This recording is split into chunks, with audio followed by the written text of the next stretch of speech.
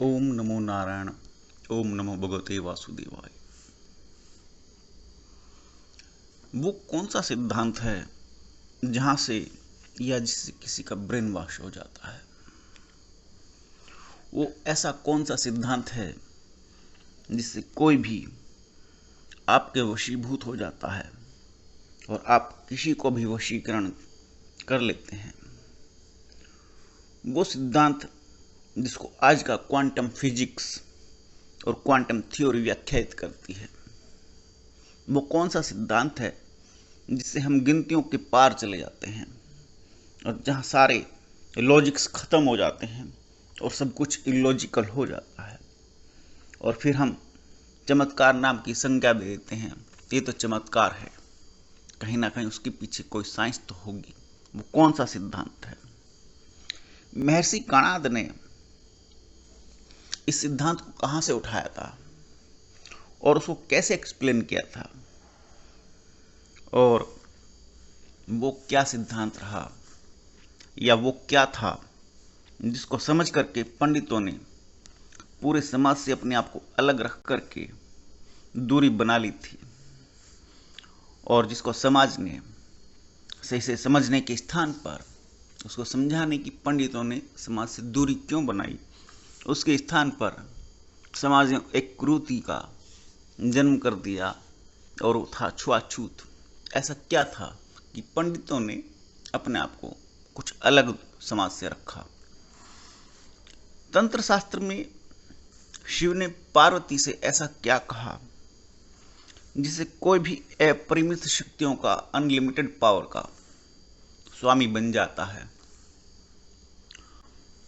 वो दो जो आप देखते हैं जिसको डिजिटल युग कहा जाता है, उसको हमारे शास्त्रों में कैसे कहा गया है? इन सब का एक ही उत्तर है, और वो उत्तर आपको गीता में सांख्य योग के अंतर्गत मिलेगा। गीता में सांख्य योग को बड़े जटिल शब्दों में समझाया गया है और उसको एक्सप्लेन महर्षि कणाद ने किया है, और आज मैं उसी की व्याख्या करूंगा कि ये सांख्य योग क्या है। समझने में थोड़ा समय लग सकता है, वीडियो एक के बाद एक आ सकती हैं, लेकिन यदि आप इसको समझ गए तो आप इसका भरपूर उपयोग अपने जीवन में कर सकते हैं, जो आपको समस्त प्रकार से उन्नति और समृद्धि प्रदान करेगा। और यदि आपकी उन्नति और समृद्धि होती है तो मैं समझूंगा कि मेरे द्वारा कही गई गीता सार्थक हो रही है। गीता गुणों की व्याख्या करती है, और यदि आपके अंदर कहीं से कुछ सुनने से और मेरे द्वारा व्याख्यात करने से कुछ गुण उत्पन्न हो जाते हैं, चाहे वो पॉजिटिव हो चाहे नेगेटिव हो, तो उन गुणों का उत्पन्न होना ही वीडियो की सार्थकता है, मेरे द्वारा कहे गए वचनों की सार्थकता है। और गीता में दूसरे अध्याय में श्लोक 11 से लेकर के 30 तक सांख्य योग कहा गया है। सांख्य योग में सर्वप्रथम प्रभु कहते हैं, जो भक्त मुझे जिस प्रकार से भजते हैं मैं उनको भी उसी प्रकार से भजता हूं, क्योंकि सभी मनुष्य सभी प्रकार से मेरे ही मार्ग का अनुसरण करते हैं। इसी श्लोक के अंतर्गत मुझे एक बात याद आती है। मैं अपने गुरुदेव के समक्ष बैठा था, दशहरे का समय था, और मैंने उनसे पूछा दशहरा अवसर पर किसकी पूजा की जाती है? गुरुदेव शास्त्रीय व्याख्याएं करने लगे। तभी गुरुदेव को झटका लगा, भगवान शिव उनके अंदर समाहित हुए और गुरुदेव समाधिस्थ हो गए। गुरुदेव जब समाधि से बाहर आए तो उन्होंने कहा, दशहरे के अवसर पर भगवान शिव की आराधना होती है, जितने भी नमस्कार कोई भी किसी को भी करता है, वो समस्त नमस्कार भगवान शिव को प्राप्त हो जाते हैं। और ये मुझसे स्वयं शिव ने कहा, ये गुरुदेव का उत्तर था। अब से कुछ देर पहले जो गुरुदेव शास्त्र व्याख्या कर रहे थे, अचानक से एकदम परिभाषा परिवर्तित हो गई। समाधि से बाहर आने के बाद उन्होंने कहा, हमारी बातों को शिव सुन रहे थे, उनके अनुसार मैं शास्त्र की गलत व्याख्या कर रहा था। समस्त नमस्कार आज के भगवान शिव को प्राप्त होते हैं। और उन्होंने कहा, जो भी कोई कहीं कोई किसी भी प्रकार की कैसी भी पूजा पाठ करता है, उन समस्त नमस्कारों को मैं ही स्वयं स्वीकार कर लेता हूँ। अर्थात आप अगर भगवान शिव की आराधना दशहरा अवसर पर करते हैं तो आप डायरेक्ट लिंक हो जाते हैं भगवान शिव से, क्योंकि जिसके पास जो जाना है और जिसको जो मिलना है, वो उसमें कहीं कोई भेद नहीं रह जाता, उन्नति सुनिश्चित है। मैंने वहां से एक अद्भुत चमत्कार देखा। सांख्य योग में प्रभु ने कहा, जो मुझको जैसे जिस रूप में देखता है उसको मैं वैसे दिखलाई देता हूं। बड़ी अच्छी सरल और सुंदर शब्दों में व्याख्या कर दी। रामचरितमानस में भी पंक्ति आती है, जब भगवान श्री राम धनुष तोड़ने के लिए जनक की सभा में उठ खड़े हुए तो वहां उपस्थित राक्षस लोगों को यह महसूस हुआ, ये दिखाई दिया कि उनका काल खड़ा हो गया है। और जो देवता वहां उपस्थित थे, वहां उनको दिखाई दिया प्रभु जगत का उद्धार करने के लिए आ गए हैं। पर जाकी रही भावना जैसी, प्रभु मूरत देखी तिन्ने तिन तैसी। अब इसी बात को मैं आज के युग में व्याख्यात करता हूं। कंप्यूटर सभी के लिए एक है, लेकिन डिजिटल है, आंकिक है, और अलग अलग प्रकार की बुद्धि के अनुसार अलग अलग प्रकार के कार्य करता है। कोई सॉफ्टवेयर अकाउंटिंग का है तो कोई सॉफ्टवेयर डिजाइनिंग का है। उस पर काम करने वाले लोग भिन्न भिन्न प्रकार के हैं, लेकिन एक ही बात समझते हैं कि काम कंप्यूटर पर होता है, लेकिन उनके सॉफ्टवेयर अलग हैं। जाकी रही भावना जैसी, प्रभु मूरत देखी तिन तैसी। जिसका इंटरेस्ट अकाउंटिंग में है वो अकाउंटिंग के सॉफ्टवेयर को पसंद करता है और कंप्यूटर से वैसा प्राप्त रिजल्ट करता है। जिसका डिजाइनिंग में इंटरेस्ट है, डिजाइनिंग के स्वरूप को अकाउंटिंग के स्वरूप से अलग भिन्न स्वरूप में मानकर और कंप्यूटर पर उस काम को प्राप्त करता है। लेकिन ये डिजिटल, ये आंकिकता कहां से आई, जो जिसको भी जिस रूप में जैसे दिखलाई पड़ रही है उसको वैसा फल प्रदान कर रही है। और सबसे बड़ी अद्भुत, जब आप कंप्यूटर में से चाहो किसी भी रूप में डेटा हो, जब डिलीट हो जाता है तो निकल करके बाहर आकर के आपकी टेबल पर नहीं गिर पड़ता, रहता कंप्यूटर में ही है। बिल्कुल उसी प्रकार से जब आपका अस्तित्व समाप्त हो जाता है तो आप किसी न किसी स्वरूप में उस ईश्वर की उस परम शक्ति के रूप में ही समाहित हो जाते हैं, जिसको प्रभु गीता में कहते हैं, जो मुझको भजता है मेरे स्वरूप को प्राप्त हो जाते हैं। जैसे कंप्यूटर में से डेटा डिलीट होता है, कहीं बाहर नहीं जाता, रहता कहीं ना कहीं कंप्यूटर में ही है। तो उसी तरह से आप इस बात को समझने का प्रयत्न करें। ये जो सांख्य है, डिजिटल है, जो अंकों में कहा गया है, वो कहां से आया। सांख्य शब्द का अर्थ ही है संख्या। इसको इंग्लिश में कह देते हैं डिजिटल, डिजिट, आंकिक। और इसका बड़ा विशद वर्णन तंत्र शास्त्र में आता है। और तंत्र शास्त्र भगवान शिव के द्वारा पार्वती को कहे गए हैं। भगवान शिव कहते हैं, प्रभु कहते हैं, जब विषय वस्तुओं को तोड़ करके देखा जाता है, हे पार्वती, वो भिन्न भिन्न बिंदुओं के रूप में दिखलाई देने लगती है। और वो भिन्न भिन्न बिंदु मैं ही हूं। लेकिन एक बिंदु से दूसरे बिंदु तक की दूरी वो तुम हो, जिसको रेखा कहा गया। आर्य शब्दों में, वैदिक शब्दों में या भगवान शिव के तंत्र शास्त्र में भगवान शिव को बिंदु और पार्वती को रेखा कहा गया है, शक्ति को रेखा कहा गया। जब एक बिंदु से दूसरे बिंदु तक की दूरी जो कि रेखीय है यदि ओवल शेप में आती है तो वही शिवलिंग बनती है। वो भी मैं ही हूं, भगवान शिव कहते हैं वो भी मैं ही हूं। लेकिन वे जो बिना शक्ति के शिव नहीं रहता। शिव तभी उत्पन्न होता है जब वो शक्ति से जुड़ जाता है, अर्थात उसमें कोई दूरी विद्यमान रहती है, जब कहीं कोई उसमें ऊर्जा विद्यमान रहती है। दूरी का मतलब ही ऊर्जा है। और ये डिस्टेंस एक बिंदु से दूसरे बिंदु तक की संख्या योग में आती है।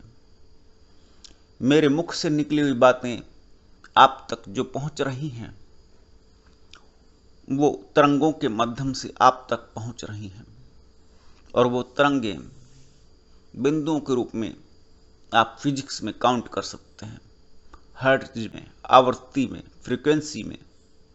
उस फ्रीक्वेंसी को आज आप टावर के रूप में देख सकते हैं, मोबाइल टावर, सैटेलाइट्स के टावर, जो आपको अंकित के रूप में जो दिखलाई नहीं देता, वो दृश्य पटल भी आपके मोबाइल पर उपस्थित हो जाता है। यही सांख्यिकीय योग है, यही सांख्य योग है। सांख्यिकीय मैंने इसलिए कहा, जब ज्यादा डेटा का आकलन करते हैं तो सांख्यिकीय में अंतर आ जाता है, फिर डेटा साइंटिस्ट उत्पन्न हो जाते हैं, फिर एआई उत्पन्न हो जाती है। और सांख्य योग जो महर्षि कणाद ने बिंदु बिंदु का गणित जो दिखलाई नहीं देता, उस बिंदु के गणित को महर्षि कणाद ने व्याख्यायित किया। आसमान में दिखने वाले तारे वो कितने हो सकते हैं हम शायद ना पता लगा पाए, या हम उसका मैथ नहीं जानते, लेकिन महर्षि कणाद के पास ऐसी क्षमता भी विद्यमान थी, क्योंकि उन्होंने सोलर सिस्टम को अलग अलग व्याख्यायित कर दिया था कि हम सोलर सिस्टम में कौन से सोलर पैनल के पास रहते हैं, हम कौन से सौर मंडल के पास रहते हैं। जब आप ज्यादा गहराई में शास्त्रों में जाएंगे तो संपूर्ण ब्रह्मांड भगवान विष्णु के शरीर में समाया हुआ बताया गया है, जिसको गीता में या भगवान श्री कृष्ण की लीला के अंतर्गत प्रभु ने अपने मुख के अंदर पृथ्वी को रख करके दिखलाया। जब माता यशोदा भगवान श्री कृष्ण का मुंह खोलती है, चलते ने मिट्टी खाई है, मुझे दिखा, मुझे बता, मुंह खोल। पहले तो प्रभु ने मुंह नहीं खोला, और जब खोला तो उसके अंदर संपूर्ण ब्रह्मांड नजर आया। और उस मुख को देखते आप समझ सकते हैं यशोदा बेहोश हो गई, जिसकी कोई उम्मीद नहीं, कल्पना नहीं। ये बात बिल्कुल ऐसे ही है और बिल्कुल सत्य है, जैसे एक छोटे से तांबे के तार को आप विद्युत के, बिजली के बड़े भारी वायर, केबल जो कई किलोवाट का या कई हजार किलोवाट का पावर का केबल हो, उस छोटे से पतले से तांबे तार को आप उस बिजली के मोटे कई हजार वाट के वायर से जोड़ दें तो क्या होगा? छोटा सा तार, पतला सा तांबे का, कॉपर का या किसी भी धातु का तार पिघल जाएगा, जल जाएगा, फूंक जाएगा, ब्लास्ट हो जाएगा, भस्म हो जाएगा। वही बात बिल्कुल यशोदा और श्री कृष्ण के मध्य जो हुई वो सत्य है। बिल्कुल ऐसे ही हुआ जब कम पावर की यशोदा ने छोटे से तांबे के तार ने इतने बड़े संपूर्ण ब्रह्मांड को अपने सामने प्रत्यक्ष आंखों से देख लिया। उन आंखों से देख लिया जिनकी क्षमताएं लिमिटेड हैं, तो बेहोश होना स्वाभाविक था। और भगवान श्री कृष्ण ने लीला की, मैया मैया क्या हुआ, अरे क्या हुआ मैया? उनको जगाने लगे, जैसे कुछ हुआ ही ना हो। प्रभु ने दिग्दर्शन करा दिए, ऐसी जगह पहुंचा दिया जहां दिशाएं भी लोप हो गई। ब्रह्मांड में कहां दिशाएं? दिशाएं तो हम सब ने रखी हैं। दिशाओं को तो व्याख्यायित इस पृथ्वी के लिए किया गया है। दिशाओं को तो व्याख्यायित लोगों की दूरी नापने के लिए किया गया है। लेकिन जहां दिशाएं ही मिट गई, उसने तो ऐसा दर्शन किया था। तो सांख्य योग के अंतर्गत ये सिद्धांत बिल्कुल सटीक उतरता है कि यशोदा ने ब्रह्मांड देखा था। और दूसरे श्लोक में प्रभु कहते हैं, इस मनुष्य लोक में कर्मों के फल को चाहने वाले लोग देवताओं का पूजन क्या करते हैं, क्योंकि उनको कर्मों से उत्पन्न होने वाली सिद्धि शीघ्र मिल जाती है। सभी कर्म करना चाहते हैं और न चाहते हुए भी कर्म करते हैं, और इन कर्मों में उनका कोई अधिकार नहीं। कई बार उनका फल की बात तो बहुत दूर है, कर्मों में भी अधिकार नहीं है। विवशतावश, भाग्यवश, प्रारब्धवश, परिस्थितिवश, किसी के प्रेशर में आने के फलस्वरूप, किसी के द्वारा ब्लैकमेल में हो जाने के फलस्वरूप बहुत सारे कर्म करने पड़ते हैं। कर्म में भी अधिकार नहीं है। और बहुत सारे कर्म जाने अनजाने स्वभाववश एक आत्मा जो कई हजार जन्मों की यात्रा के अंतर्गत पड़े हुए कर्मों के फलस्वरूप जो संस्कार बन गए हैं, वो करती चली जाती है। तो उनको जो फल की प्राप्ति होनी है वो बहुत दूर की बात है। लेकिन चाहत सभी की उत्पन्न होती है कि यदि मैं देवताओं को भजूं तो मुझे कर्मों के फल की सिद्धि प्राप्त हो। आपके मन में भी अभिलाषा रहती है, और बहुत अभिलाषा रहती है कि मुझे कर्म का, पुरुषार्थ का फल प्राप्त हो। यदि संपूर्ण कर्मों के फल आपको मिलने लगे तो आप समझ सकते हैं कि जीवन कितना दुखदाई और कितना कष्टकारक हो सकता है। क्योंकि आप नहीं जानते पृथ्वी के उन सिद्धांतों को जिनके अंतर्गत आप समझते हैं कि मैंने कर्म जो किया है वो सही है, लेकिन पृथ्वी के सिद्धांतों के अंतर्गत वो कर्म गलत है और ईश्वरीय दंड के अंतर्गत आता है। अगर आपको पूरे कर्म के फलस्वरूप पुरुषार्थ के पूर्ण फल मिलने लगे तो आपका जीवन नरक में हो सकता है। तो इसी बात को एक ज्योतिष में छोटी सी पंक्ति आती है, कर्म का फल प्राप्त न करने में कठिनाई, कर्म का फल नहीं मिल पाता। और बहुत लोग ये शिकायत करते हैं कि हम परिश्रम तो करते हैं, हमें फल प्राप्त नहीं हो पाता। मैं समझता हूं कितनी अच्छी बात प्रभु ने लिखी है कि कर्म का फल प्राप्त नहीं हो रहा है, और ये मनुष्य के लिए सुखद ही है। ये बात बिल्कुल वैसे ही है जैसे द्रौपदी ने और कई अन्य लोगों ने भगवान श्री कृष्ण से ये जानना चाहा समय समय पर कि प्रभु भविष्य में क्या होने वाला है, या हमारे बच्चों का भाग्य या भविष्य कैसा रहेगा।